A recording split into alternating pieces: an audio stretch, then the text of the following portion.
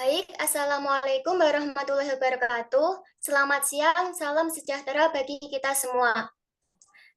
Kami dari kelas M03 mata kuliah pencemaran perairan yang beranggotakan dengan saya sendiri yaitu Arwinda Salsabila Nurdini dan teman saya yaitu Niputu Ayu Putritian Natalia. Di sini kami akan memaparkan sebuah materi mengenai bioremediasi.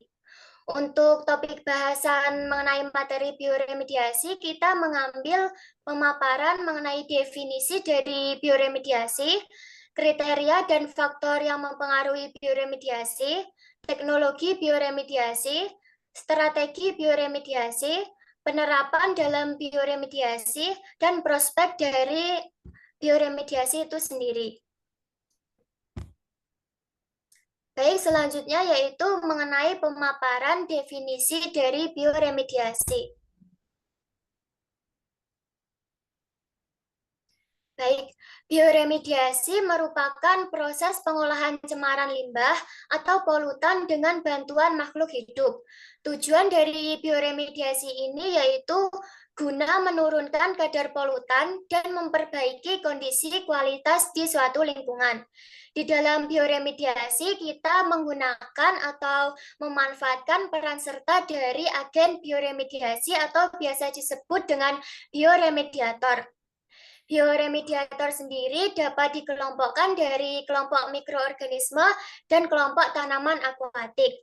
Untuk kelompok bioremediator dari mikroorganisme, kami dapat mengambil contoh yaitu seperti bakteri, fungi, yeast, dan algae. Untuk bakteri sendiri, bakteri memiliki kemampuan dalam menjernihkan air, menguraikan bahan berbahaya beracun, dan mampu menetralisir kadar toksikan di suatu perairan. Untuk kelompok dari tanaman akuatik sendiri, kita mengambil contohnya seperti tanaman semanggi air, eceng gondok, dan iris air. Tanaman air atau tanaman akuatik memiliki kemampuan untuk mengakumulasi zat toksikan atau polutan limbah dengan cara menyerap zat tersebut ke bagian tubuh tertentu dari tanaman. Misalnya pada akar tanaman air yang mampu menyerap zat toksik dapat dijadikan indikator pencemaran di suatu perairan. Selanjutnya yaitu pemaparan mengenai kriteria dan faktor yang mempengaruhi bioremediasi. Terdapat beberapa konsep dalam bioremediasi, yaitu yang pertama biodegradasi. Biodegradasi sendiri merupakan proses detoksifikasi polutan oleh organisme atau mikroba.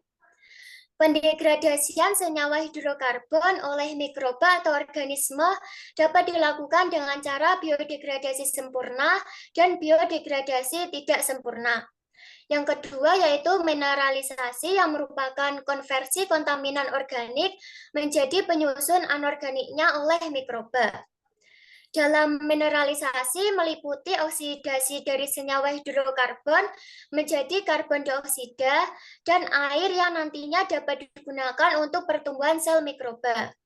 Yang ketiga yaitu kometabolisme yang merupakan transformasi kontaminan tanpa adanya karbon untuk mikroba. Pada kometabolisme, hasil dari transformasi tidak dapat dijadikan sebagai sumber karbon atau sumber energi untuk mendukung pertumbuhan bakteri atau mikroba tersebut. Selanjutnya yaitu kriteria dalam bioremediasi. Kriteria yang perlu diperhatikan dalam teknik bioremediasi yaitu yang pertama faktor organisme.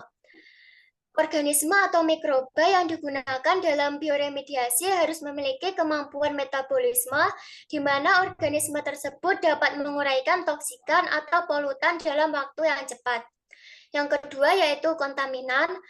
Polutan atau kontaminan yang akan digradasi harus tersedia dan mampu melakukan metabolisme secara biologis. Maksudnya kontaminan atau polutan yang akan digradasi harus tersedia. Yang ketiga yaitu karakterisasi situs. Dalam karakterisasi situs, kita harus memperhatikan karakteristik geologi situs yang tercemar, dan dengan melakukan karakterisasi situs tersebut, nantinya kita dapat menentukan teknik bioremediasi apa yang cocok untuk digunakan. Yang keempat yaitu lokasi. Lokasi dilakukannya bioremediasi harus memiliki lingkungan yang cocok untuk perkembangan mikroba atau organisme uji. Yang kelima yaitu biaya. Dana atau biaya yang digunakan harus relatif lebih murah dibandingkan dengan penggunaan teknologi lain selain dari teknik bioremediasi. Dan yang terakhir yaitu urgensitas. Dalam penentuan teknik bioremediasi yang cocok ini dilakukan harus memperhatikan kriteria serta faktor apa saja yang dapat mempengaruhi kesuksesan dalam perlakuan bioremediasi. Selanjutnya yaitu faktor apa saja yang perlu diperhatikan dalam melakukan bioremediasi. Yang pertama yaitu ada kondisi lingkungan, di mana kondisi lingkungan ini kita harus memperhatikan faktor substrat. Substrat di sini kita membutuhkan tipe substrat yang dapat mendukung kelancaran aliran nutrien dan enzim mikroba. Yang kedua yaitu dari suhu. Suhu atau temperatur berpengaruh terhadap lokasi uji bioremediasi. Yang ketiga yaitu faktor pH. pH di lingkungan uji harus diperhatikan guna sesuai dengan penempatan serta penggunaan mikroba atau organisme yang nantinya akan digunakan. Yang keempat yaitu kelembapan. Kelembapan yang sesuai nantinya akan membantu kelancaran aliran nutrien di dalam substrat.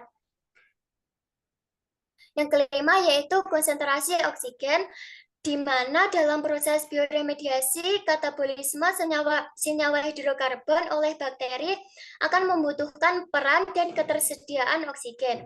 Dan yang terakhir yaitu nutrisi. Untuk nutrisi atau nutrien dibutuhkan oleh mikroba atau organisme untuk sumber karbon, energi, dan metabolisme. Faktor kedua yaitu dari mikroba. Kita harus memperhatikan mengenai pertumbuhan mikroba, aktivitas mikroba, dan bentuk serta sifat dari mikroba atau organisme yang akan kita gunakan. Dan yang ketiga yaitu faktor dari kontaminan. Faktor kontaminan ini kita harus mengetahui serta memperhatikan jenis apa kontaminan tersebut dan konsentrasi berapa serta sifat apa saja yang dimiliki dari kontaminan. Selanjutnya yaitu pemaparan mengenai teknologi bioremediasi. Di dalam bioremediasi kita menggunakan teknologi atau teknik yaitu in situ dan ex situ. Untuk bioremediasi in situ merupakan perlakuan langsung dari bahan terkontaminasi untuk dilakukannya proses pendegradasian zat polutan di lokasi uji. Dalam bioremediasi in situ ini, mikroba atau organisme akan diaplikasikan langsung ke perairan atau lingkungan yang tercemar dengan kerusakan minimal. Untuk contoh dari bioremediasi in situ yaitu seperti penanganan pencemaran perairan di aliran Sungai Citarum dengan penuangan cairan bakteri pengurai limbah. Untuk kelebihan dari bioremediasi in situ yaitu dana yang digunakan dalam penanganan lebih murah dikarenakan tidak dibutuhkannya dana tambahan untuk penggalian tempat atau lokasi baru. Sedangkan kekurangan dari bioremediasi in situ yaitu karena kurangnya kemampuan treatment atau kontrol situs yang tercemar dibanding dengan penggunaan teknik in situ ini dinilai kurang efisien dan efektif. Kemudian yaitu teknik bioremediasi ex situ. Teknik bioremediasi ex situ merupakan pengelolaan yang perlu adanya pemindahan dari bahan terkontaminasi ke suatu lokasi untuk penanganan selanjutnya. Mikroba atau organisme ini akan diaplikasikan ke air terkontaminasi yang sudah dipindahkan dari lokasi asal ke lokasi baru. Contoh dari bioremediasi ex situ ini yaitu pemulihan lahan terkontaminasi. Dengan langkah awal yaitu kita dapat melakukan pemindahan lokasi treatment dan pemasangan liner yang kemudian dilakukan pengadukan untuk menghomogenkan lahan dan meningkatkan struktur tanah, dan yang terakhir yaitu dengan penambahan nutrien. Untuk kelebihan dari teknik bioremediasi ex situ yaitu kemampuan dalam memvisualisasikan dan treatment pada situs yang diuji lebih baik dan efisien dibanding dengan teknik in situ. Sedangkan kekurangan dari bioremediasi ex situ yaitu dana yang digunakan lebih mahal. Hal tersebut dikarenakan dana tersebut digunakan untuk penggalian tempat atau lokasi baru. Baik, selanjutnya yaitu akan dijelaskan oleh teman saya. Baik, yang selanjutnya yaitu adalah strategi bioremediasi. Next. Agar bioremediasi terlaksana dengan baik, tentunya harus terdapat strategi yang dibuat sehingga proses pengerjaan untuk mengembalikan kondisi suatu lingkungan atau ekosistem yang awalnya buruk ini menjadi seperti awal lagi, menjadi lebih baik gitu. Berikut adalah beberapa strategi dengan tingkat keberhasilan yang tinggi, yaitu yang pertama yaitu bioremediasi pasif atau intrinsik. Bioremediasi ini merupakan suatu cara bioremediasi menggunakan mikroba indigen atau mikroba yang ada di lingkungan asli tempat proses bioremediasi dilakukan. Namun cara ini memiliki kelemahan, di mana proses yang dilaksanakan memakan cukup waktu yang lama di keadaan tertentu. Yang kedua yaitu biostimulasi. Cara ini dilakukan dengan menambahkan zat hara seperti nitrogen dan fosfor ke air ataupun tanah yang terpapar limbah. Hal ini bertujuan untuk menstimulasi dari pertumbuhan dan aktivitas mikroorganisme indigen untuk melakukan remediasi pada tanah atau air yang tercemar. Yang ketiga yaitu bioventing, merupakan proses menambahkan stimulan ke tanah agar aktivitas mikroorganisme terstimulasi melalui penggunaan gas metana dan oksigen yang berguna sebagai stimulan. Yang keempat yaitu bioaugmentasi, penggunaan dari inokulasi atau mikroorganisme asli dari lingkungan ataupun hasil rekayasa yang akan diremediasi untuk membantu proses biodegradasi di tanah ataupun air. Inokulasi yang digunakan umumnya merupakan mikroorganisme tunggal ataupun mikroorganisme berkelompok dari berbagai spesies atau bisa kita sebut dengan konsorsium. Kekurangan dari penggunaan cara ini yaitu mengontrol keadaan ekosistem yang tercemar sehingga mikroorganisme dapat berkembang dan melakukan tugasnya secara optimal sehingga ada kemungkinan kesulitan mikroba untuk beradaptasi yang mengakibatkan indikasinya kematian. Yang selanjutnya yaitu land farming, merupakan kegiatan mencampurkan tanah yang tidak tercemar dengan polutan. Hal ini dilakukan dengan memberikan lapisan tanah liat sehingga hasil cucian polutan tidak masuk ke dalam tanah dan mencemari air tanah yang kemudian dilanjutkan oleh pengolahan lanjutan, yaitu memperbaiki kelengasan serta aerasi tanah. Proses pengolahan bisa dibantu dengan biostimulasi ataupun bioaugmentasi. Yang selanjutnya yaitu pembuatan kompos. Dalam pembuatan kompos, kita bisa menggunakan mikroba yang memiliki sifat aerob, juga mudah beradaptasi dengan suhu yang tinggi. Mikroorganisme ini digunakan pada tumpukan tanah sehingga proses penguraiannya dapat berlangsung. Agar mikroorganisme ini terangsang untuk melakukan penguraian, kita bisa mencampur tanah dan melakukan penyiraman secara berkala. Penyiraman ini dilakukan menggunakan air ya. Nah, yang selanjutnya yaitu fitoremediasi. Tanaman atau tumbuhan yang dapat dipergunakan untuk menurunkan kadar polutan di lingkungan. Polutan yang dapat diremediasi yaitu senyawa hidrokarbon seperti minyak, logam berat, bahan peledak, dan pestisida. Dan umumnya dapat juga digunakan pada perairan yang tercemar. Nah, fitoremediasi ini dibagi menjadi 6. Yang pertama yaitu fitoekstraksi. Ini merupakan bioremediasi dengan cara penyerapan oleh akar-akar tumbuhan yang kemudian akan disebarkan ke bagian tubuh dari tumbuhan itu. Seperti disebarkan ke batang, akar, dan daun. Nah, yang kedua yaitu rizofiltrasi.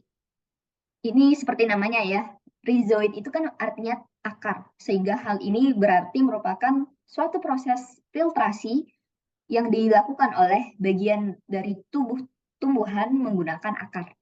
Nah, yang selanjutnya yaitu fitodegradasi. Ini merupakan proses penguraian menggunakan enzim dari tumbuhan sebagai biokatalisator untuk mendegradasi polutan di dalam tubuh tumbuhan. Yang selanjutnya yaitu fitotransformasi. Cara ini dilakukan pada ekosistem tercemar di tanah dan air tanah, yang kemudian akan diserap oleh akar tumbuhan, lalu dimetabolisme di dalam tubuh tumbuhan. Yang selanjutnya yaitu fitostabilisasi.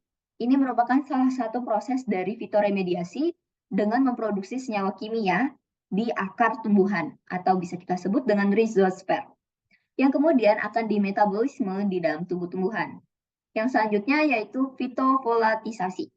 Dari kata volatil yang artinya menguap, sehingga kita bisa menyimpulkan bahwa proses ini merupakan proses penguapan yang dilakukan oleh tumbuhan untuk mendegradasi polutan melalui daun yang kemudian akan dilepaskan ke udara.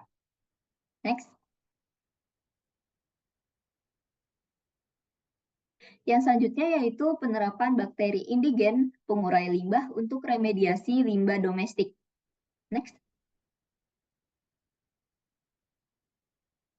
Proses degradasi polutan di situs yang tercemar dapat kita gunakan menggunakan bakteri ataupun makhluk mikro. Bisa kita sebut dengan bioremediasi. Ini prosesnya. Di mana proses ini digunakan untuk menghilangkan limbah serta menjaga dari kesehatan ekosistem yang tercemar tadi. Kota-kota besar sudah pasti memiliki banyak permasalahan terkait ekosistem, terutamanya limbah domestik. Salah satu cara yang bisa kita gunakan yaitu menggunakan effective microorganism -4, atau bisa kita singkat dengan effective microorganism atau IM. Teknologi IM ini merupakan suatu cara yang digunakan untuk meningkatkan produktivitas tanah menggunakan mikroba. Nah, sehingga ini mengurangi juga penggunaan dari bahan kimia di tanah. Teknologi ini biasanya menggunakan suatu produk yang mengandung mikroorganisme yang dapat mempercepat dari proses penguraian limbah. Isi dari produk ini dapat membunuh mikroorganisme patogen di air limbah. Next. Yang selanjutnya yaitu bioremediasi pengolahan limbah. Next.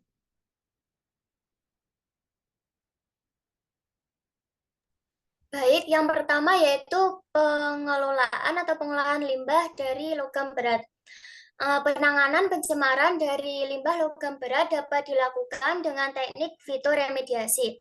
Teknik fitoremediasi sendiri merupakan teknik dari bioremediasi yang memanfaatkan peran dari tanaman akuatik atau tanaman air. Tanaman yang dapat melakukan remediasi disebut dengan tanaman hiperakumulator. Tanaman hiperakumulator dari jenis Gracilaria sp memiliki kemampuan dalam mendegradasi logam berat khususnya dari jenis timbal atau PB. Menurut Kementerian Lingkungan Hidup, batas aman timbal di perairan laut yaitu berkisar pada nilai 0,08 mg per liter. Gracilaria sp dapat menyerap kadar logam PB sampai batas konsentrasi yaitu 1 ppm. Kemampuan dari Gracilaria sp tersebut dapat digunakan atau berperan sebagai biofilter untuk mengatasi pencemaran lingkungan perairan oleh logam berat. Untuk tahapan yang terjadi pada makroalga atau Gracilaria sp tersebut yaitu ketika tercemar logam berat, Gracilaria sp dapat melakukan adsorpsi, kemudian absorpsi, kemudian distribusi, metabolisme, detoksifikasi, dan interaksi serta efek toksik. Yang selanjutnya yaitu limbah minyak tanah. Pada 24 Maret tahun 1989, terjadi tertumpahnya minyak oleh suatu perusahaan yaitu Exxon Valdez di Alaska. Tumpahan minyak ini diatasi menggunakan mikroba Pseudomonas, di mana mikroba ini akan mendegradasi hidrokarbon yang ada pada minyak.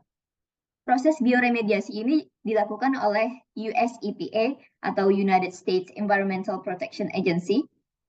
Akan tetapi sayangnya degradasi dari hidrokarbon ini tidak begitu bersih. Oleh sebab itu, bioremediasi merupakan salah satu opsi yang dapat digunakan untuk meremediasi tanah yang tercemar bahan bakar. Walaupun sebenarnya degradasi minyak yang terjadi di tanah itu dapat berkurang akibat dari proses penguapan. Next. Yang selanjutnya yaitu adalah prospek bioremediasi. Next. Bioremediasi memiliki banyak teknik untuk mengembalikan kesehatan lingkungan. Keberadaan mikroorganisme sendiri sudah jelas memiliki peran yang sangat besar bagi proses bioremediasi, sehingga hal ini menyebabkan bahwa proses bioremediasi itu sangat bergantung pada campur tangan dari mikroba. Ada dua cara untuk mempercepat proses bioremediasi, yaitu dengan menggunakan biostimulasi dan bioaugmentasi. Nah, kedua cara ini dinilai lebih efektif untuk mendegradasi limbah seperti polyachromatic hydrocarbons. Biostimulasi dianggap lebih mampu untuk menghilangkan berat molekuler yang rendah dari limbah PAHS dengan sebesar 33,9%. Sedangkan bioaugmentasi itu lebih efektif untuk menghilangkan berat dari molekuler yang tinggi pada limbah PAHS sebesar lebih dari 22%. Pengaplikasian dari gabungan metode bioremediasi tentunya akan meningkatkan efisiensi proses pendegradrasian polutan. Penggunaan mikroorganisme rekayasa genetika yang terkontrol juga dapat meningkatkan efisiensi dari biodegradasi. Hal ini dikarenakan dengan memasukkan jalur metabolisme yang baru dan efisien, dapat memperluas jangkauan substrat dari jalur yang ada dan meningkatkan stabilitas aktivitas katabolik. Penggunaan nanomaterial juga dapat mengurangi kadar polutan bagi mikroorganisme. Hal ini disebabkan karena permukaan nanomaterial dan pengaktifasi energi dapat meningkatkan efisiensi dari mikroorganisme untuk menurunkan limbah dan material yang beracun. Selain itu, pemanfaatan dari nanomaterial ini juga menguntungkan di mana waktu yang dihabiskan itu lebih efisien dan juga biaya yang dikeluarkan itu lebih murah. Next.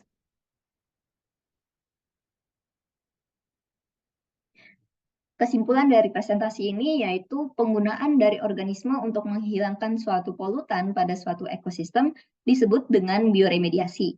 Penggunaan dari bioremediasi ini harus disesuaikan dengan jenis limbah yang ada pada suatu lingkungan, agar strategi yang digunakan itu dapat bekerja dengan secara maksimal untuk menghilangkan polutan yang ada.